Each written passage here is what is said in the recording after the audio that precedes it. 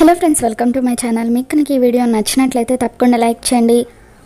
మనోహరి lorry డ్రైవర్కి సరస్వతిని చంపమని వాట్సాప్లో ఫోటో పంపించడంతో తను ఎక్కించుకున్న ఆవిడే సరస్వతి అని అనుమానం వచ్చి అతను కార్ని ఒక చోట ఆపి వాట్సాప్లో ఉన్న ఫోటో చూసి కార్లో ఉన్నది సరస్వతి అని కన్ఫర్మ్ చేసుకుని సంతోషంగా మనోహరికి ఫోన్ చేస్తాడు. మేడం, మనం వెతకపోయిన తీగ కాలికి దొరికినట్టుగా ఆ సరస్వతి నా కంట పడింది అని చెప్పి అంటూ ఉంటే, మరి టైం వేస్ట్ చేస్తూ మళ్ళీ నాకెందుకు ఫోన్ చేస్తావు, చంపిన తర్వాత ఫోన్ చేయాల్సింది కదా అని చెప్పి మనోహరి అంటూ ఉంటుంది.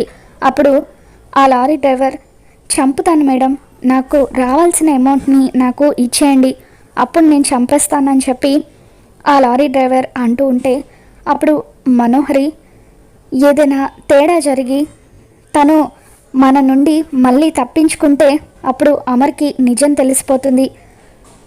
నువ్వు ముందైతే ఆ ముసల్దాన్ని చంపేసే, అప్పుడు నీకు రావాల్సిన డబ్బులు ఖచ్చితంగా ఇచ్చేస్తాను, కావాలంటే నా తల తాకట్టు పెట్టైనా నేను నీకు డబ్బులు ఇస్తాను అని చెప్పి మనోహరి అంటూ ఉంటే, సరే మేడం, ఇప్పుడు చంపేస్తాను అని చెప్పి ఆ లారీ డ్రైవర్ ఫోన్ పెట్టేస్తాడు. లారీ డ్రైవర్ వెనక్కి తిరిగి చూసేసరికి సరస్వతి భయపడుతూ ఎదురుగా నిలబడి ఉంటుంది. ఏంటండి, మిమ్మల్ని కారులోనే కూర్చోమన్నాను కదా, మరి కిందకి దిగారేంటి అని చెప్పి ఆ లారీ డ్రైవర్ అడుగుతూ ఉంటే, అప్పుడు సరస్వతి భయంగా చూస్తూ ఉంటే ఆ లారీ డ్రైవర్ మొత్తం వినేశారన్నమాట. ఆ కుటుంబానికి గ్రహణం పట్టిందని అన్నారు కదా, గ్రహణం మండే సూర్యుడినే మింగేస్తుంది, మరి మీరెంత అని చెప్పి కత్తి తీసి సరస్వతిని పొడవబోతూ ఉంటే సరస్వతి తప్పించుకొని పారిపోతూ ఉంటుంది.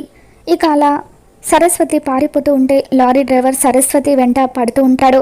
అలా రోడ్డు మీద చాలా దూరం పరిగెడుతూ రాయి తగలడంతో సరస్వతి మేడం కింద పడిపోతుంది. అప్పుడు ఆ లారీ డ్రైవర్, నిజం చెబుతావా, నిజం, ఆ దేవుడి దగ్గరికి వెళ్ళి అప్పుడు చెబుదూలే అంటూ సరస్వతి మేడంని కత్తితో పొడవబోతూ ఉంటే అప్పుడే సౌరవ్ తన మనుషులు కారులో అక్కడికి వస్తారు. రే, వెంటనే వాడిని పట్టుకుంటా అంటూ సౌరవ్ తన మనుషులకు చెప్పడంతో సౌరవ్ మనుషులు ఆ లారీ డ్రైవర్ని పట్టుకుంటారు. ఏంట్రా, ఒంటరి ఆడదాని మీద హత్యాయత్నం చేస్తావా అని చెప్పి సౌరవ్ అతన్ని చితక్కొట్టమని చెప్పడంతో లారీ డ్రైవర్ని సౌరవ్ మనుషులు చితక్కొడుతూ ఉంటారు. సరస్వతి భయపడి అక్కడి నుండి పారిపోతుంది. పాపం ఆవిడ భయపడి పారిపోయినట్టుంది అని చెప్పి సౌరవ్ తన మనుషులను తీసుకుని అక్కడి నుండి వెళ్ళిపోతాడు. సౌరవ్ మనుషులు లారీ డ్రైవర్ని కొట్టడంతో అతను స్పృహ కోల్పోతాడు.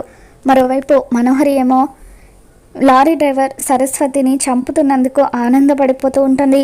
మంగళ కిచెన్లో అమర్ కోసం అని చెప్పి పసరు మందు తెప్పించి పాలు కలిపి ఈ మనోహరి ఎక్కడికి వెళ్ళిందో ఏంటో, అర్జెంటుగా ఈ పాలు మనోహరికి ఇచ్చి ఆయన చేత తాగించమని చెప్పాలి అంటూ పాల గ్లాస్ని ఒకచోట పెట్టి మనోహరి కోసం వెతుకుతూ ఉంటుంది.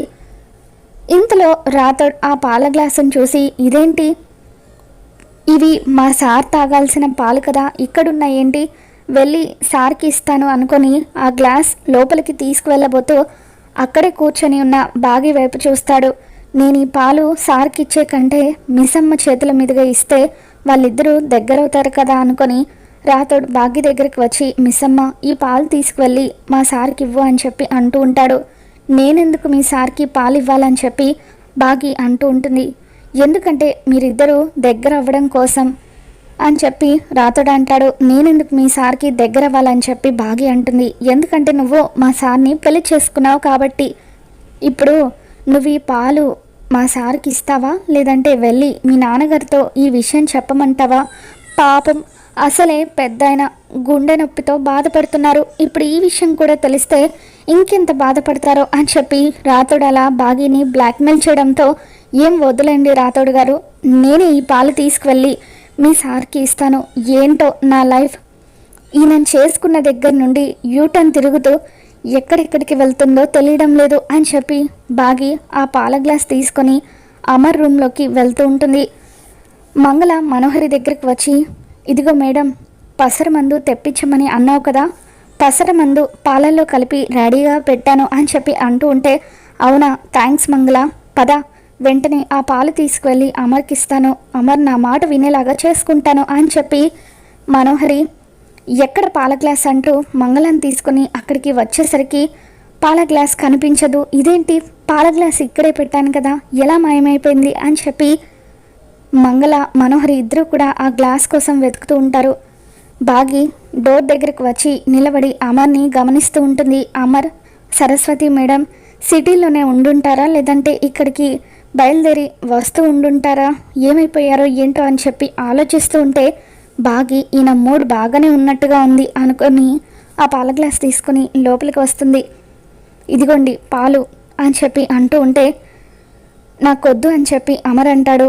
రోజు తాగుతారు కదా, మరి ఈరోజు తాగడానికి ఏమైంది, తాగండి అని చెప్పి బాగి అంటూ ఉంటే నాకు నీ మీద నమ్మకం లేదు, పెళ్ళే మోసం చేసి చేసుకున్నావు, ఈ పాలల్లో ఏ మందు కలిపావో ఏంటో అని చెప్పి అమర్ అంటూ ఉంటే అబ్బో మీరు ఒక మన్మధుడు, మరి మిమ్మల్ని సొంతం చేసుకోవడం కోసం ఇందులో ఏదో పసర మందు కలిపానని అనుకుంటున్నారా, అయినా ఈ పాలు కలిపింది నేను కాదు, రాతోడి మీద మీకు నమ్మకం ఉంది కదా, తాగండి అని చెప్పి బాగి అంటూ ఉంటుంది.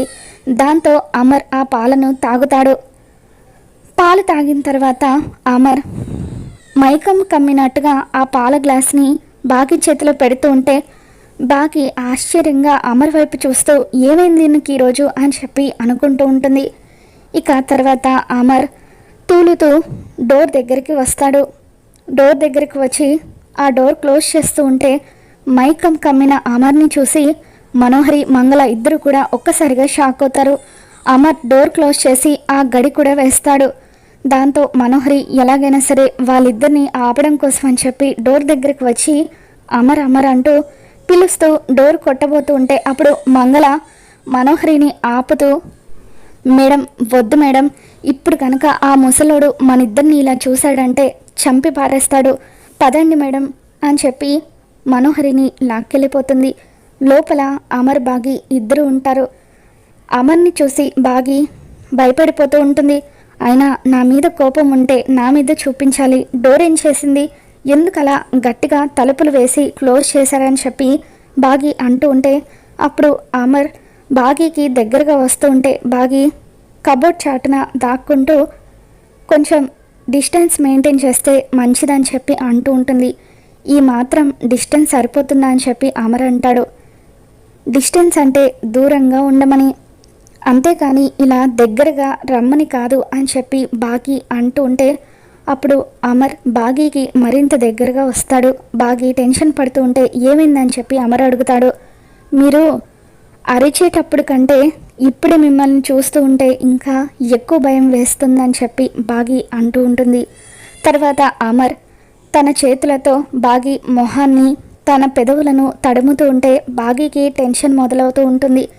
ఇక ఆ తర్వాత అమర్ బాగీని దగ్గరికి తీసుకుని తనని ముద్దు పెట్టుకుంటాడు. దాంతో బాగీ కూడా పరవశించిపోయి అమర్కి అడ్డు చెప్పలేకపోతుంది.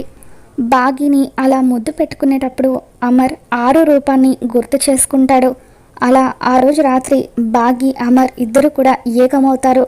మరోవైపు యమపురిలో ఆరు గుప్తా గురక పెడుతూ ఉంటే తనకి నిద్ర పట్టక మాయా దర్పణం వైపు చూస్తూ ఎలాగైనా సరే ఈ మాయా దర్పణాన్ని ఓపెన్ చేయాలి, నా చావుకి కారణం ఎవరో తెలుసుకోవాలని చెప్పి అనుకుంటూ ఉంటుంది. గుప్తా దగ్గరున్న నెమలికను తీసుకువచ్చి యమహో యమ అంటూ ఆ మాయా దర్పణాన్ని ఓపెన్ చేయడానికి ప్రయత్నిస్తూ ఉంటే అది ఎంతకీ ఓపెన్ అవ్వకపోవడంతో అప్పుడు ఆరు ఇదేంటి గుప్తా గారు తెరిచినప్పుడు ఇది బాగానే తెరుచుకుంది కదా, మరి నాకెందుకు ఇలా తెరుచుకోవడం లేదు అనుకొని, అంటే గుప్తా గారి ఉంగరం వల్ల ఈ మాయా దర్పణం తెరుచుకుందన్నమాట అని చెప్పి గుప్తా నిద్రపోతూ ఉండగా ఆరు దొంగతనంగా గుప్తా వేలికున్న ఉంగరాన్ని తీసుకుని తన వేలికి ధరించి ఆ మాయా దర్పణాన్ని తెరుచుకునేలాగా చేస్తుంది. ఇక అందులో యాక్సిడెంట్ జరిగిన రోజు జరిగిందంతా కూడా కనిపిస్తూ ఉంటుంది. బాగి ఆరుని కలుసుకోవడానికి గుడికి రావడం, అమర్ తను కలిసి గుడిలో నుండి కార్లో ఎక్కడికో బయలుదేరి వెళ్ళడం, అలాగే మనోహరి లారీ డ్రైవర్కి సూట్ కేసులో డబ్బులు ఇస్తూ ఎలాగైనా సరే ఆరుని చంపమని అడుగుతున్న విషయాలు ఇవన్నీ కూడా ఆరుకి కనిపిస్తూ ఉంటాయి. తన యాక్సిడెంట్కి కారణం మనోహరి అని తెలుసుకొని ఆరు ఒక్కసారిగా షాక్ అవుతుంది. ఎంతగానో కుమిలి కుమిలి ఏడుస్తూ గుప్తాకి మెలకువ రావడం గమనించి సైలెంట్గా ఆ ఉంగరాన్ని తీసుకొని వెళ్ళి గుప్త వేలికి తొడిగేస్తుంది. మరి తన చావుకి కారణం మనోహరి అని తెలుసుకున్న ఆరు ఏం చేయబోతుందో ఏంటో మళ్ళీ మన ఛానల్లో తెలుసుకుందాం. మీకు కనుక ఈ వీడియో నచ్చినట్లయితే తప్పకుండా లైక్ చేయండి.